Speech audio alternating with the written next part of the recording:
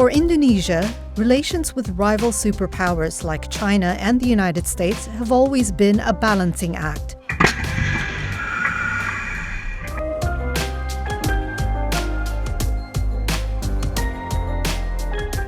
Indonesia always always declare itself to be neutral. Indonesia has engaged in free and active diplomacy since gaining independence in 1945, a strategy that has allowed this rapidly growing nation to reap the benefits of having 1 million friends, 0 enemies. But as worsening China-U.S. relations continue to polarize the region into rival alliances, can Indonesia maintain this balance? Dalam konteks ada rivalitas antara Amerika Serikat dengan China, maka posisi Indonesia intinya adalah kita menjaga jarak yang sama. Kita tidak akan berpihak pada Amerika Serikat, kita juga tidak akan berpihak kepada China. Home to 278 million people, Indonesia has long been a leader in Southeast Asia. It's the only country in the region that is in the G20 and is a founding member of Asean, the Association of Southeast Asian Nations. Indonesia's leaders often see their role in world affairs as a neutral third party who can act as a bridge between rival nations in times of crisis. Indonesia akan terus memainkan peran sebagai bridge builder, sebagai bagian dari solusi. Indonesian President Joko Widodo's recent visits to Ukraine and Russia are just the latest sign of this approach. Indonesia has offered to help mediate between the West and Iran over its nuclear program, and maintains diplomatic ties with both North and South Korea.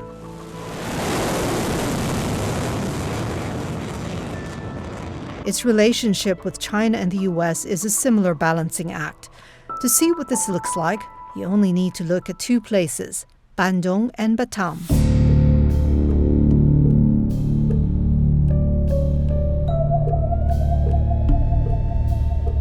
China has invested, as part of its ambitious Belt and Road Initiative, an estimated $7.9 billion in Indonesian infrastructure projects, like this high-speed rail line linking the Indonesian capital Jakarta with the country's 4th largest city, Bandung. Ini adalah kerjasama besar antara pemerintah Indonesia dan pemerintah Tiongkok. The high-speed rail line was meant to begin operations in 2019. Instead, in 2022, it's 3 years past the deadline and at least 1 year from completion. Once a promising sign for China's ability to beat regional rivals like Japan in high-speed rail projects, the Jakarta-Bandung rail line has become emblematic of Indonesia's concerns over Chinese investment. Kekhawatiran dari masyarakat bahwa Indonesia akan masuk dalam jebakan dari Cina kalau kita banyak melakukan pinjaman ke Cina, banyak pekerja-pekerja dari Cina masuk ke Indonesia, membuat masyarakat menaruh curiga. Jangan-jangan kita akan mungkin seperti negara Sri Lanka yang sering dibicarakan oleh masyarakat internasional bahwa mereka terjebak dalam hutangnya Cina. Still, China far outpaces the U.S. when it comes to investment in Indonesia. China is the 3rd largest investor in the country, with some $24.9 billion invested since 2000. The U.S., on the other hand, funded some $20 billion over the same period. But while China has focused on economic investment to win favor, the U.S. has taken a different approach, increasing defense ties. Indonesia has hosted U.S. military officials for joint exercises and exhibitions which showcase the country's armed forces. The 2 countries historically collaborated on counter-terrorism efforts. But in recent years, this cooperation has shifted to a new front, the South China Sea. Station, over. The U.S. is spending some $3.5 million on a training center and naval base in Batam, an Indonesian island on the edge of the South China Sea and right in the middle of vital shipping lanes. The biggest threat to Indonesia in the South China Sea is China itself, which is embroiled in a maritime dispute in waters around Indonesia's Natuna Island. Yes, sir, you are in Indonesian waters, sir. Please move away and go back to your territory, sir. Your course is dangerous. Please turn your course to your port wall.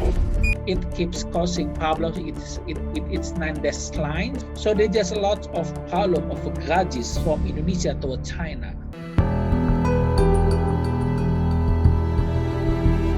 So far, Indonesia has managed to remain neutral in the face of intensifying U.S.-China rivalry.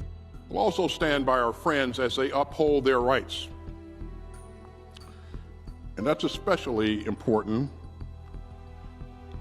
as the PRC adopts a more coercive and aggressive approach to its territorial claims. 中方注意到美方关于印太战略的发言，我认为所谓印太战略是打着自由开放的旗号，拉帮结伙搞小圈子，绑架裹挟地区国家，针对特定的国家。 Indonesia has unsuccessfully tried bringing the two parties together before, including during the 2018 APEC meeting in Papua New Guinea. 不能搞小圈子，不能强加于人。 China's taken advantage of the United States for many, many years, and those days are over. The meeting ended with member economies failing to agree on a final declaration, a first for APEC. But I don't think it'll come as a huge surprise that there are differing visions on particular elements in regards to trade. Since then, the relationship has only grown more strained. A recent poll conducted in 2022 found that 82% of Americans held negative views of China, a 6-point increase over the previous year's polling data. Numerous surveys conducted in China show similar levels of distrust, with 64% saying that China-U.S. relations were worsening. In Indonesia, 60% said that Indonesia should join in efforts to limit China's influence in Asia. But if a war between China and the U.S. were to break out, an overwhelming majority, 84%, say Indonesia should remain neutral. So, what does this all mean? If the tension between the United States and China increases and Indonesia has to pick a side, my prediction is that it will choose United States because United States has always been less threatening than China. It also means that economic investments, while important, aren't enough to tip the scales in China's favor. China had done a lot of economic investment in Indonesia. So if China really wants balance against the United States in Southeast Asia, it cannot simply focus only on economy. Economy is important, but it also has to look at more in far more dimension. It has to stop being myopic, focusing only on Beijing interests, but it also have to look at what Jakarta wants. Still, aggressive posturing by Washington and a renewed push for security and trade blocs like AUKUS and Quad are poorly received in Jakarta. Unless things change, Indonesia seems intent on continuing to follow the middle path: friends to all, enemies to none, and a bridge between rivals whenever possible.